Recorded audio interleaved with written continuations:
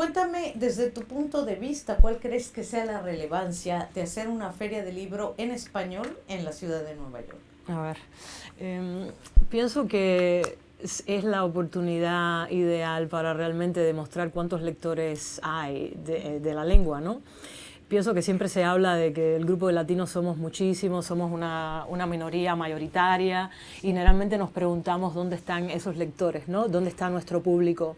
Y creo que la feria, ¿no? Un poco nos dice, bueno, aquí están, aquí están.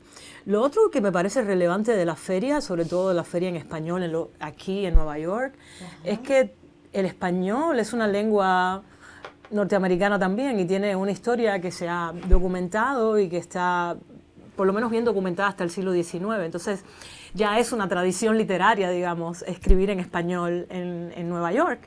Así que la feria también creo que es súper importante precisamente para eso, para circular el trabajo de quienes estamos aquí y escriben en esa lengua, ¿no? Y seguimos esta tradición literaria. A mí me encanta que tú, como una migrante, como parte de la diáspora cubana en Estados Unidos, tú sigues escribiendo sobre Cuba. Yo vi hace rato un libro abajo tuyo. Cuéntame cómo está permeada estas historias, creo que son crónicas, el libro que vi, por el hecho de ser una migrante en Estados Unidos. ¿Cómo está? Dime otra vez, ¿cómo está ¿Cómo permeada? están permeadas? ¿Cómo se Yo están? creo que bueno, que estar acá y escribir todavía sobre Cuba, lo que me da es un cambio de método, porque trabajo más que nada con la distancia y la memoria. En Cuba Sí. yo estaba muy acostumbrada a escribir crónicas muy inmediatas, ¿no? Muy cercanas al evento, que es lo que me Sí. gusta a mí. Entonces, estas crónicas que vinieron en definitiva de un diario que llevaba yo en La Habana y que vinieron de historias que había publicado en revistas en La Habana, me dio la posibilidad de la distancia y un poco de ficcionalizar aún mucho más estos eventos reales, ¿no? A mí generalmente me gusta trabajar sobre eventos de mi propia experiencia y me gusta trabajar sobre ello, así que creo que haber migrado me da la posibilidad de mirar de lejos una serie de situaciones y una serie de momentos en los que realmente casi no podía ni pensar estando allí, ¿no? Porque estaba demasiado inmersa en los procesos, ¿no? de vida. Así que creo que Nueva York me ha dado esa distancia, esa posibilidad de trabajar más que nada con la memoria, ¿no? Y crear estos eventos que parecen que están sucediendo ahora, pero realmente no, sucedieron hace mucho tiempo. Y sí, es básicamente todo lo que hago todavía, seguir escribiendo sobre Cuba desde acá y más que nada, sobre todo aferrada a una lengua que casi he convertido en un lenguaje literario, precisamente también por la distancia, ¿no? Claro. Nos presentaste un trabajo de autoficción que tiene mucho que ver con la imagen. Entonces, cuéntame cómo has hecho para, no sé si llamarlo un traslado o si es como una consecuencia natural de tu escritura, volcarlo a la imagen. Sí. Lo que pasa es lo siguiente, siempre digo que yo estudié, en Cuba yo lo que estudié fue fotografía, pero realmente yo me gradué justo el año en que se cayó el muro de Berlín. Y entonces el material fotográfico que llegaba a La Habana siempre venía de la Orwo, que era una empresa de hacer negativos y film que estaba en la Alemania democrática.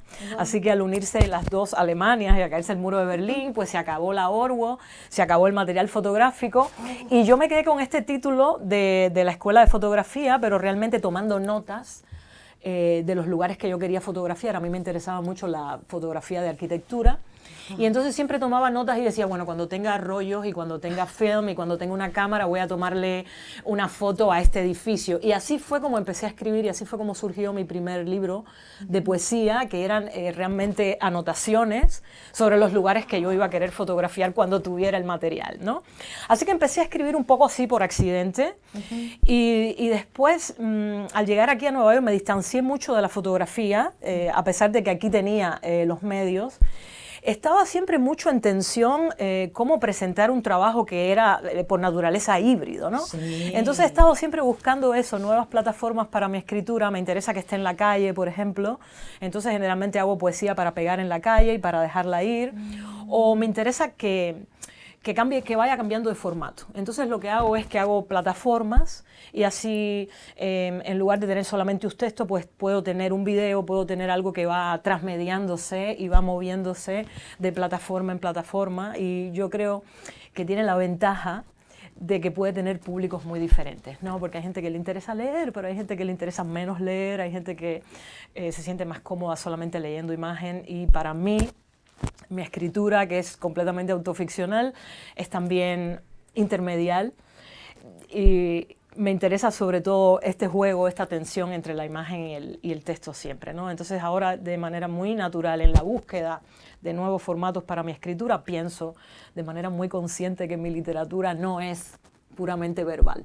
Claro. Y entonces quiero pensar eso, y siempre lo hago así. Este proyecto que tengo es un proyecto que se llama Ideas Así, Bereavement, y es sobre el duelo. Sí. Es sobre el duelo, sobre la pérdida, y lo que quería básicamente era comenzar un diálogo para el que no estoy lista todavía, no estoy lista para leer. Quería presentar un texto que tengo que está muy cercano al lenguaje de la terapia, entonces quería trabajarlo un poco con la gente y moverlo de allá, es decir, quizá cambiarlo un poco para ver si tengo el proyecto listo para NEMLA, que es la conferencia de Modern Language, Northeastern Modern Language Association, que va a ser el próximo año, alrededor de marzo, ¿no? Y ese es el proyecto que estaba trabajando, que es un proyecto híbrido, naturaleza híbrida, que es trabajar con fotografía analógica, pero también con fotografía digital. Entonces, mezclar un poco eso, pensar en los procesos a los que tenemos acceso.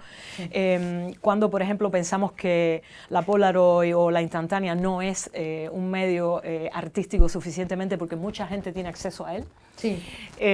Y también me interesa la fotografía digital que se toma con teléfono, porque también le cuesta mucho trabajo acceder al mundo del fine arts, ¿no? Siempre se cuestiona, bueno, no es fotógrafa así, trabaja solamente con el teléfono, y bueno, es una disputa muy vieja, de principio del siglo XX, la cuestión de la reproducción mecánica, y cuando la gente tiene acceso y cuando los medios son de acceso popular, digamos, pues se tiende a pensar que no es suficientemente artístico. Entonces me interesan esas prácticas de todos los días.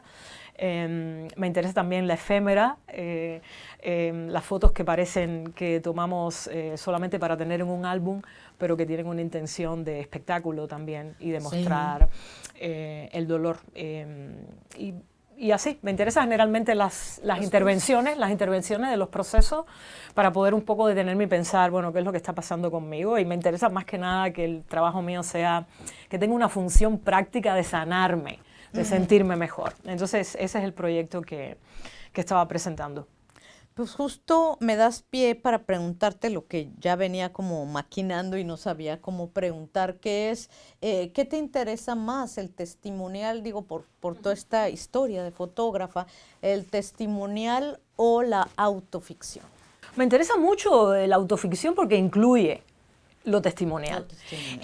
La única diferencia es que generalmente lo testimonial se tiende a pensar como un discurso legal que tiene una propiedad y que va a ser cierto. Entonces lo que me interesa de la autoficción es que ya, de hecho, está con un pie muy metido en la ficción, así que vamos a entender que en algún momento hay un desvío, que en algún momento hay una ficcionalización, que es lo que sucede siempre. Si realmente no podemos escribir la verdad, no podemos siempre, o se oculta detrás de los hechos, o realmente cuando pensamos en ello, pues le damos ya una mirada a otra, ¿no? Entonces, me súper interesa la autoficción porque es la primera vez que encuentro que hay una teoría que es una práctica también. Entonces, todos los teóricos que escribieron y usaron la autoficción, generalmente, bueno, sí, teorizaban sobre la práctica, pero también producían el trabajo. Claro. Y eso es lo que más que nada lo que me interesa, ¿no? Todos estos posibles encuentros de formatos, de medios y de géneros que mezcla lo que queremos y lo que quiero pensar como autoficción también, ¿no? Porque la definición depende mucho de quién la presente. Muchísimo. Es como una, digamos, una frontera ahí muy borrosa, ¿no? De lo que tú entiendes o yo entiendo, otra persona entiende como autoficción, ¿no? Creo que sí, que una de las cosas que es importante para la autoficción, creo que para poder completarse sería la empatía con un público cierto que ya tenga un seguimiento de ese autor o esa autora, es decir, que haya seguido de cierta manera, ya hay como una información de base, porque he leído mucha biografía a lo mejor, o porque he seguido sus libros y veo que los personajes se mueven de un lado a otro, como sucede en mi trabajo, por ejemplo, que tienes personajes que se van moviendo de la crónica esta que está allá abajo a la novela, y entonces en la novela aparece un diálogo, a lo mejor que estaba sustraído de allí. Claro. Y creo que con este tipo de público que tiene acceso o más conocimiento, pues se crea un arco autobiográfico que permite, tú sabes, imaginar qué es lo real, qué es lo que no es real, qué es lo que es biográfico, autobiográfico o no. Sí, mucho más interesante y más complejo, sí, ¿no? Sí, que algo definido previamente y sin movimiento. Sí, pienso que sí, pienso que sí. Bueno, Jacqueline Herranz, muchísimas gracias por esta entrevista. No, gracias a ti, gracias a ti, gracias a ti.